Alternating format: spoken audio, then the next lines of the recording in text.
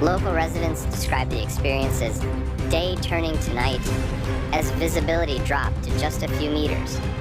Videos circulating on social media and news platforms showed scenes of utter chaos. Trees swaying violently, traffic grinding to a halt, and entire streets disappearing under thick layers of dust. נחל דוד, קרס הכביש, בולדרים פה על הכל. ראית את הבולדר שם על ה...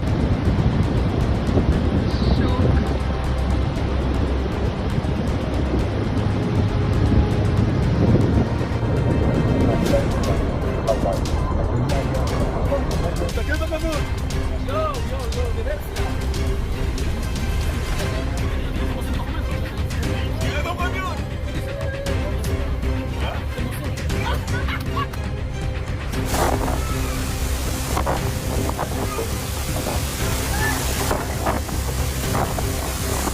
A powerful storm Tuesday evening toppled trees and power lines in Ontario, where thousands remained without power Wednesday morning. The storm wasn't confined to Al Qassim. According to Saudi Arabia's National Center for Meteorology, strong winds and dust also impacted Riyadh, Dammam, and parts of the eastern province, prompting widespread warnings for drivers and residents to stay indoors. Dust storms in Saudi Arabia are not unusual, but the intensity and reach of this storm caught many off guard.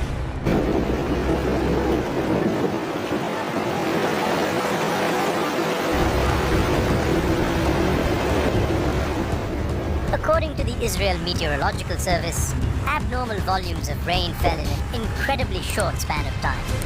Samar was hit with 34 millimeters of rain and Yitzhak with 17 millimeters. Rainfall totals that usually span an entire year in these arid desert zones.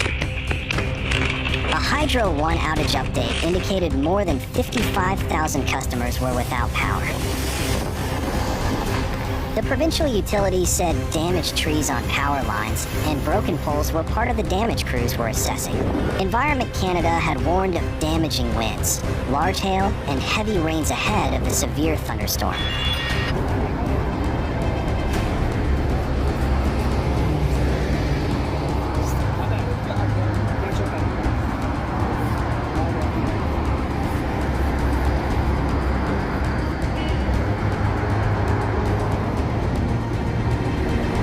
Leading to a spike in road accidents. Several highways were temporarily closed, and local authorities deployed cleanup crews immediately after the storm subsided. Hospitals reported an increase in patients complaining of respiratory problems, especially in areas where air quality levels dropped into the hazardous category. Public outdoor events were canceled, and schools in affected regions were instructed to shift to remote learning temporarily.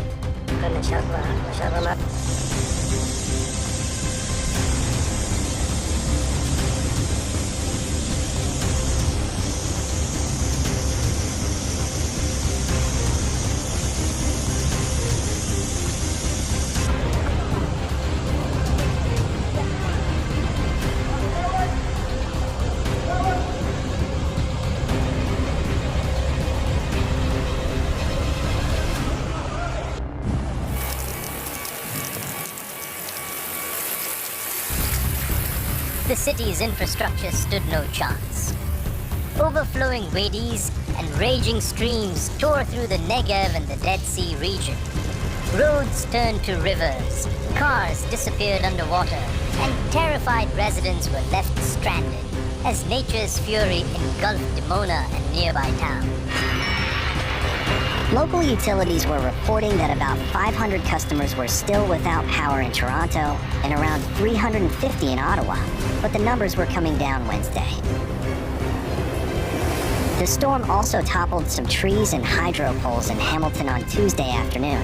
where the city's mayor sustained multiple injuries in a fall during extremely windy conditions, her office said.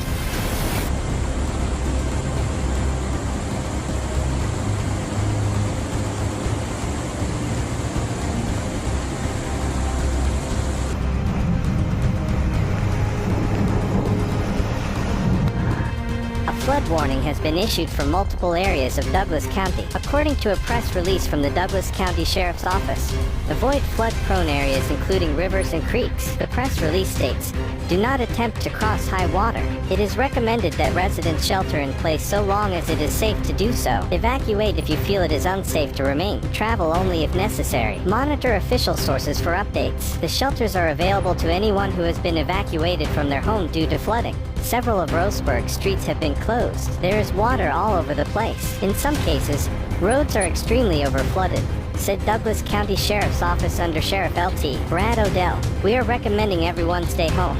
Stay sheltered in place as long as it is safe to do so. All other shelters have been closed," according to Odell. For residents in need of sandbags, they are available at the City of Roseburg Parks maintenance shop located at 1800 2NW Stewart Park Drive.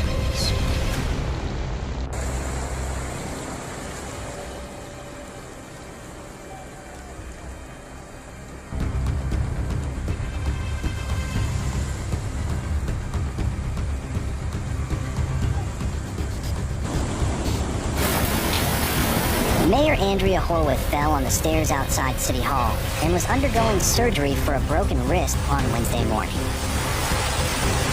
Horwath was also being assessed for other injuries, including an elbow fracture and a leg injury, the Post said.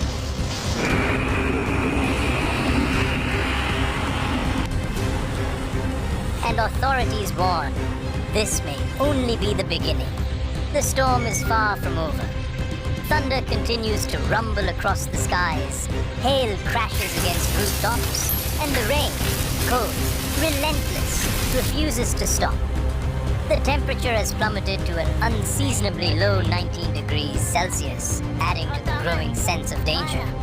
Just past the locomotive in Stewart Park, the National Weather Service has issued a flood watch through Sunday evening for much of southern Oregon. Forecasters said a moist atmospheric river will continue to bring periods of very heavy rainfall through Sunday afternoon before pushing east of the Cascades late Sunday evening. Rainfall amounts of 3 to 6 inches will be common along the coast and into the Umpqua Basin, with amounts possibly exceeding 8 inches in the coastal ranges of southern Coos, Curry, and western Josephine counties. Amounts of 1 to 3 inches will be common south of the Rogue-Umpqua Divide in the upper Rogue Valley. In addition to the heavy rain, some snow melting could also lead to increased runoff and increasing the risk of flooding.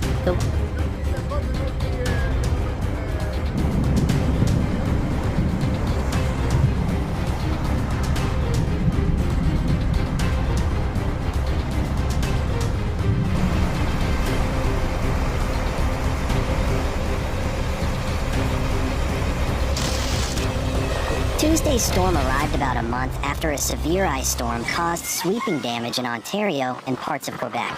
Thousands of people in Ontario, especially in cottage country, experienced prolonged power outages as a result.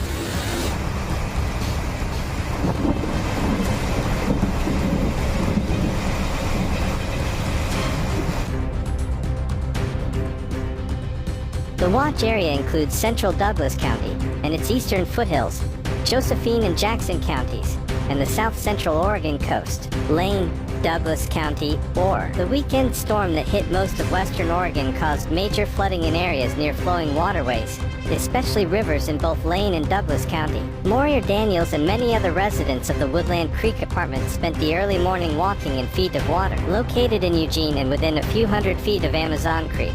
It did not take long for water drains to clog and water to flood the complex.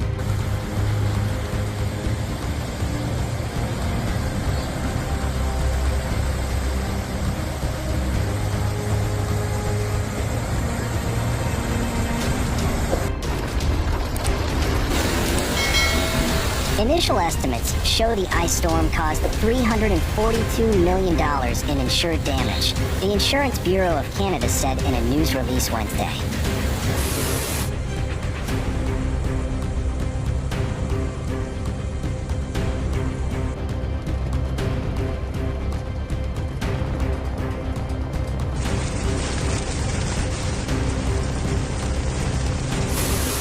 A strong, short-lived storm uprooted trees and caused significant damage in parts of Guelph.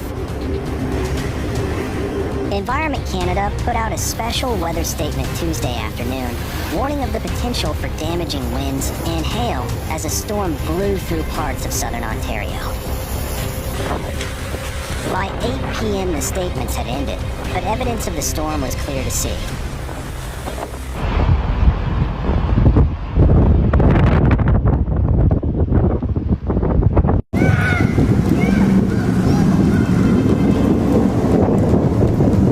Daniel's apartment was completely filled with water while neighboring Shane Mothwang's apartment unit came close to flooding as well. Mothwang said he was awakened by a resident telling him that he needed to get out soon. It's very flooded over, Mothwang said. You got to check the back part behind it's coming up, and it's getting further and further, or deeper and deeper. It was not just Eugene that got hit hard with rain.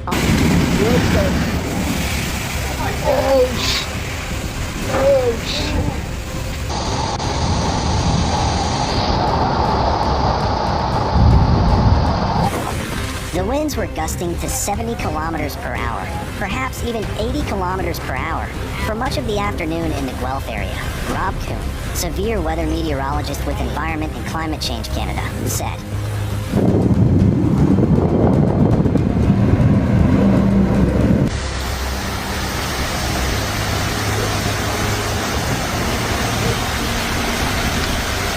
All along Lane County, photos and videos emerged of flooded fields, roads, and properties. In the rural community of Lorain, the post office was filled with waist-high water, with the rain and the ensuing flooding wreaking havoc for the many cities and towns across the Willamette Valley. Down in the Umpqua Basin, people living in Roseburg and Sutherland said that this flooding is some of the worst they've seen in years.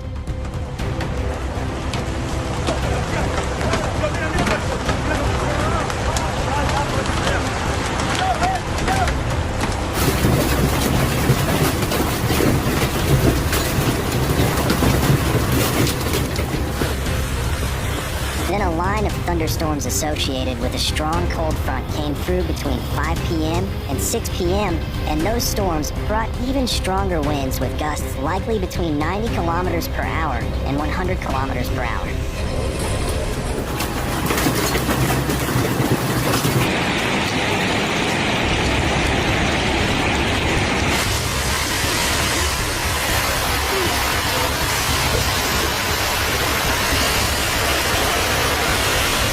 In a sudden and violent outbreak, severe storms tore across Arizona, Florida, and Texas, bringing deadly flash floods, giant hail, and winds strong enough to rip trees from the ground.